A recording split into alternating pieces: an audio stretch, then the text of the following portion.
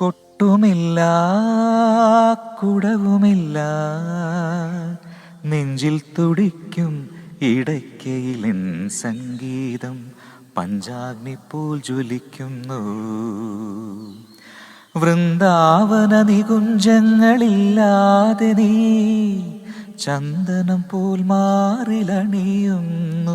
നിന്റെ മന്ദസ്മിതത്തിൽ ഞാൻ കുളിരുന്നു.